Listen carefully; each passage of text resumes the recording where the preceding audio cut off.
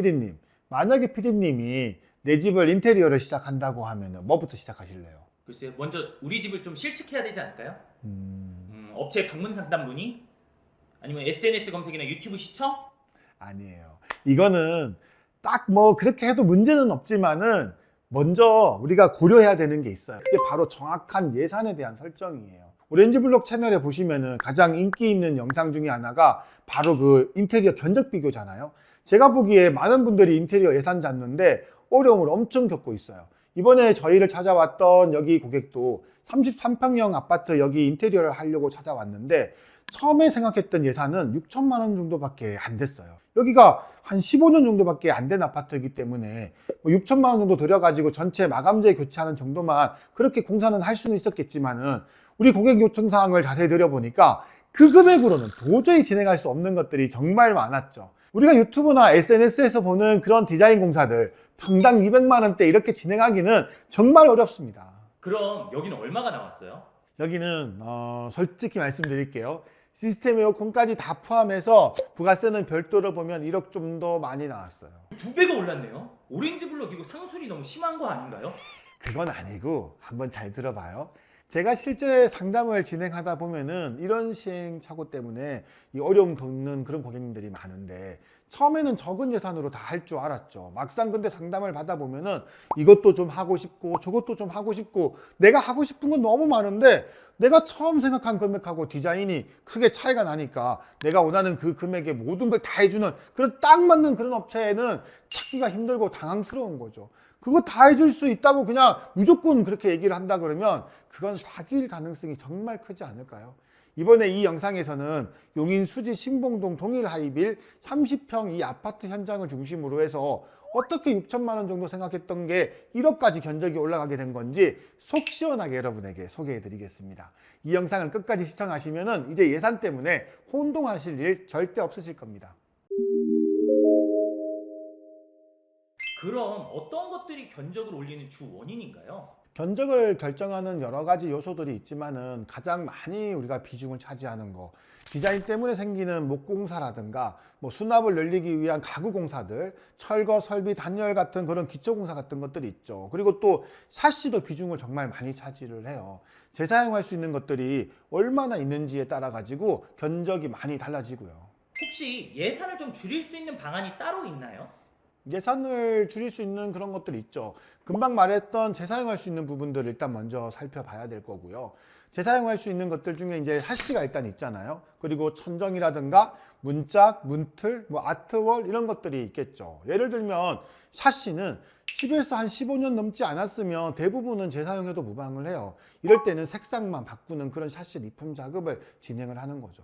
그럼 샤시가 인테리어에서 비용을 가장 많이 아낄 수 있는 시공인가요? 샤시 하나만 가지고도 30평대 기준으로 거의 1,000만 원 이상 아낄 수 있다고 보면 되는 거예요. 반대로 이렇게 하면 예산을 줄일 수 있지만 혹시 권하지 않는 것들도 있나요? 대표적인 게 단열 공사죠. 기존에 아파트 지을 때 놓은 그 단열 작업들은 그냥 재사용하면 예산은 많이 줄일 수가 있어요. 그런데 대부분의 구축 아파트들이 지금 짓는 아파트에 20, 30%밖에 안 되는 단열 시공을 해놓았기 때문에 너무 춥고 너무 덥습니다. 성능 차이가 너무 많이 나요. 그냥 재사용하면 전기세 폭탄 맞는 거죠. 그래서 기초공사가 정말 중요하다는 거예요. 단열 말고도 비용 때문에 건너뛰면 후회하는 인테리어 시공이 있을까요? 화장실 문짝 문틀 같은 게 있죠. 예전에 화장실 문짝 문틀 같은 거 보시면은 건설사들이 해놓은 것들은 대부분 다 일반 목문이란 말이죠. 목문이 대부분 합판 재질이어 가지고 물에 터지고 막 상하는 그런 재질입니다. 그래서 요즘 사용하는 화장실 문짝 문틀 전부 ABS 도화를 사용을 해요. 물과 습기 같은 거 이런 거에 정말 강하기 때문인데 이 화장실 문짝 문틀은 재사용하거나 리폼하지 마시고 반드시 ABS 도화로 교체하는 게 좋습니다. 아까 여기 고객님 6천 정도 생각하셨다고 했는데 견적이 2배 가까이 늘게 된 가장 큰 이유가 뭐예요? SNS나 우리 유튜브에 보시면은 예쁜 시공들 정말 많이 볼 수 있잖아요. 고객님도 우리 이 집에서 최대한 그런 시공들을 하기를 원했던 거죠. 처음 생각하고 설정했던 그 예산하고는 계속 괴리가 생길 수밖에 없는 거예요. 제가 제 집을 할 때도 사실 저라도 포기할 수 없는 부분들도 있어요. 예를 들면 뭐 이런 거죠. 주방 가구 볼륨이 기존 볼륨으로 그냥 그대로 하면 적은 금액으로 할 수 있어요. 그런데 그 구조를 바꾸면 우리 집의 생활 환경이 정말 좋아지는 게 있단 말이에요. 그런데 그렇게 하면은 가구 볼륨도 늘어나게 되고 설비나 전기 작업 이런 것도 추가로 더 생길 수밖에 없는 거죠. 그래서 비용이 늘어나는 겁니다. 보통 이렇게 생각했던 것보다 견적이 더 나오면 대부분 어떤 반응을 하세요? 당황스러워하죠, 당연히. 예전에 인테리어 해봤던 그 금액으로 비교하시는 분들은 대부분 더 그러더라고요. 근데 시간이 많이 흘렀잖아요. 공사 내용도 완전 다른 내용을 보통 요구하시면서 그 부분에 대해서는 미리 인지를 못하는 거죠. 근데 요즘 고객들 보고 오는 거 인스타, 핀터레스트, 유튜브 이런 거거든요. 대부분 기본 공사나 예산에 대한 문제가 아니라 예쁘게 보이는 디자인 공사부터 보고 오는 거죠. 목공부터 면 전체가 정리가 싹 들어가 있고 브랜드 맞춤 커스텀 가구가 또 세라믹 상판이 고급 자재들이 들어간단 말이에요. 디자인 포인트들도 훨씬 많이 있고요. 이런 걸 보고 왔는데 그 적은 예산으로 기본적인 마감 공사밖에 못한다고 하면은 내적 갈등이 엄청나게 생기는 겁니다. 내가 생각했던 거랑은 완전히 다르게 나올 수밖에 없으니까 그래서 공사 중에 분쟁도 엄청 많이 생기고요.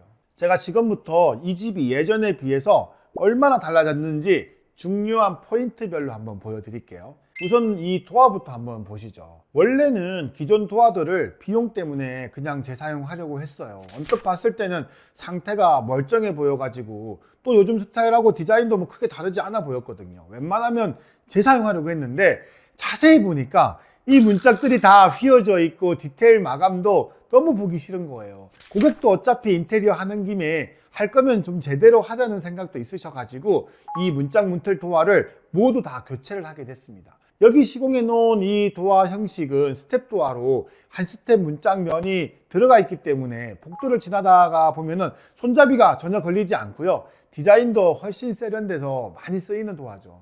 이런 스텝도 나중에 쉽게 고장난다고 하던데. 일반적으로 우리가 스텝 도화 이 시공을 할 때 인방이나 이 스텝 도화 문틀을 목공으로 이렇게 사전 작업을 해주고 문짝만 기성 제품으로 사용하는 그런 경우들이 있는데 그렇게 하면은 이 문짝하고 문틀하고 부딪힐 때 엄청 세게 부딪히기도 하고 소음도 심하고 고장이 잘 나기도 해요. 그런데 이 현장에는 문짝 문틀까지 전부 스텝도와 기성 제품을 사용을 했어요. 이렇게 보시면은 고무 가스켓이 미리 문틀에 매립이 되어 있어 가지고 이 도화의 완성도도 높고 닫을 때 소리도 잘 안 납니다. 내구성도 훨씬 뛰어나게 만들어 놓은 겁니다. 그런 걱정 안 하셔도 돼요. 거실에서는 우물 천장하고 샤시를 재사용을 했어요. 샤시를 재사용할 때 이렇게 샤시 색상만 바꾸는 작업을 보통 기본적으로 하지만은 샤시 교체 외에도 손잡이 상태가 너무 안 좋거나 또 샤시 이 하부 레일이 너무 안 좋아서 문이 잘 열리지 않는다든가 또 방충망 상태가 안 좋은 경우에는 교체를 해야 되는 것들이 있습니다. 여기도 제가 점검을 좀 해보니까 방충망 상태가 안 좋은데 교체를 안 했더라고요. 방충망은 고객과 다시 얘기를 해가지고 교체하도록 해야 될 것 같아요. 방충망은 그 인테리어 할 때 그냥 교체해 주는 거 아니에요? 아이 당연히 다 해주는 게 어디 있어요. 방충망도 공짜로 다 해주는 거 그런 건 아니고요. 요즘 스테인리스 방충망 하나당 보통 7, 8만 원 정도 하니까 이런 대창 기준으로요. 30평대 기준 아파트 방충망 전체 교체를 하면 비용이 보통 7, 80만 원 정도는 들어가요. 그런데 이거 나중에 따로 하려면은 불편하고 힘드니까 이렇게 인테리어 할 때 같이 하는 게 맞는 거죠. 우물 천장을 재사용할 때도 꿀팁이 있나요? 우물 천장 같은 경우에 재사용을 하게 되면은 가장 많이 걸리는 게 요즘 시스템 에어컨이더라고요. 이 시스템 에어컨 설치할 수 있는 폭이 안 나와서 우물 천장 사이즈를 다시 조정해야 되는 그런 경우가 생겨요. 있는 그대로 재사용하느냐 아니면 뭐 사이즈를 줄이느냐 형태 디자인을 바꾸느냐 이런 거에 따라서 공사가 추가적으로 들어가는 건데 비용이 더 들어갈 수 있다는 거죠. 여기는 다행히 기존 등박스 형태나 이 사이즈를 그대로 재사용할 수 있었어요. 그래도 커튼박스 간접 조명은 추가로 작업을 다시 한 겁니다. 자, 주방도 한번 가보죠. 예전 주방에는 커다란 후드가 이 주방 창을 가리고 있었어요. 뷰도 가려지고 채광도 덜 들어오고 하니까 이건 좀 해결하고 싶더라고요. 그래서 이 주방 구조를 완전히 새로운 걸로 제안을 드린 거예요. 대면형으로 이렇게 바꾸면서 아일랜드 쪽에 쿡탑을 설치를 한 겁니다. 기존에는 이쪽 오른쪽에 냉장고장이 있었는데 반대편으로 갔고 창이 가려지지 않도록 아일랜드의 한쪽에다가 후드를 이렇게 설계를 한 거죠. 천장에 매립할 수 있는 후드도 있잖아요. 근데 그게 가격이 좀 사악하거든. 그래서 비용은 좀 아끼면서 창은 가리지 않게끔 실용적으로 설계하려면 이렇게 돌출형 이런 후드가 적합하고요. 대면형 주방으로 이렇게 바꾸니까 거실과 이 주방이 확 트이면서 수납도 훨씬 더 많아지고 개방적인 이런 주방으로 바뀔 수 있었던 거죠. 이런 주방을 설계할 때는, 그리고 홈바닥 이거 필수라는 거 잊지 마세요. 이 집이 왜 이렇게까지 나왔는지 또 잘 보여주는 공간이 바로 여기 안방이죠. 일반적인 다른 집들보다 안방이 매우 크고 또 창이 양쪽으로 뚫려 있어서 뷰도 정말 좋습니다. 안방을 보시면은 고객 니즈 사항이 참 많았어요. 이 집에는 드레스룸이 따로 없었기 때문에 고객은 넓은 드레스룸 원했거든요. 그리고 안방을 구분하더라도 침대가 놓이는 그 공간은 작아도 된다고 하더라고요. 그래도 안방 침실이 너무 작으면 안 되잖아요.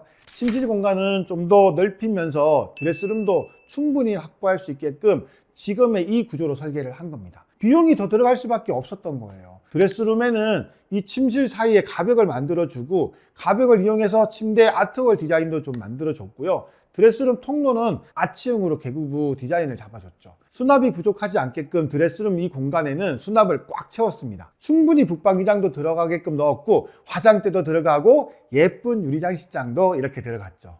마지막이 또 여기 안방 욕실이죠. 욕실, 다들 호텔 욕실 같은 거 선호하잖아요. 그런데 300에 300 기본 타일로 인테리어 하고 싶은 분들 없어요. 여기 욕실을 한번 보세요. 여기는 타일도 타일이지만 변기가 특이하게 이렇게 벽부형으로 되어 있잖아요. 벽부형이 뭐예요? 배관이 벽으로 이어진 변기예요.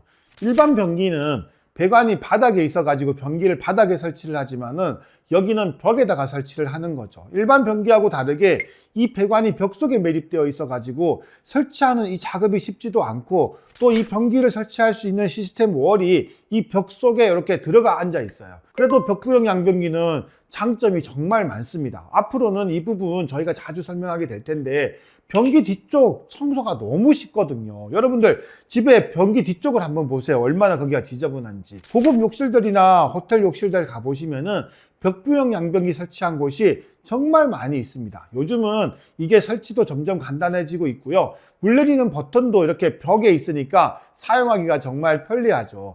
이번에 서초동에 저희 쇼룸이 새로 만들어지고 있는데, 거기에서도 제가 제대로 다시 한번 보여드릴게요. 현관에 대한 말은 없는데 뭐 현관은 바뀐 게 없어요? 현관 또 사연이 많죠. 현관부터 현관 복도 월까지 웬만하면 사실 재사용을 하려고 했었어요. 6천만 원에 맞춰야죠. 그렇게 했다면은 지금처럼 이런 모습은 절대 안 나왔을 겁니다. 기존 현관은 답답하고 수납도 부족했고, 두꺼운 그 포켓 중문이 촌스럽고 현관 디딤석도 짧아서 불편했어요. 결국은 다 철거하고 현관 바닥 디딤석도 신발이나 물건들 쉽게 꺼낼 수 있도록 더 이렇게 늘리고, 수납도 디자인 수납으로 이렇게 바꾸었죠. 현관 팬트리장도 더 수납이 많이 되도록 만들었습니다. 이런 거는 마감재만 바꿔서 해결될 문제가 아니에요. 6천만 원으로 해결을 할 수가 없는 겁니다. 근본적으로 평면 설계를 제대로 다시 해야 되는 거예요. 어떻게 보셨나요? 많은 분들이 인테리어 예산을 설정할 때 하고 싶은 건 많은데 비용을 너무 작게 잡거나 불필요한 그런 부분에다가 금액을 먼저 드리는 그런 부분들이 있어요. 이게 뭐가 문제냐면, 너무 낮은 비용으로 인테리어를 하겠다고 접근을 하다 보면 제대로 된 상담을 받기가 어렵습니다. 사기꾼을 만날 확률이 정말 더 올라가는 겁니다. 그런 업체들은 일단 싸게 계약부터 하려고 할 겁니다. 그리고 공사하면서 공사 비용이 점점 늘어나게 되는 거죠. 싸고 좋은 건 없어요. 이번 현장의 고객은 처음에 생각했던 예산에서는 크게 벗어나긴 했지만은, 고객이 생각했던 집을 최대한 구현하면서 샤시 같은 것들은 재사용할 수 있는 거 재사용하고 합리적인 비용 안에서 공사를 진행한 겁니다. 마지막으로 다시 한번 강조하지만 싸고 좋은 건 없습니다. OBL 이코치였습니다.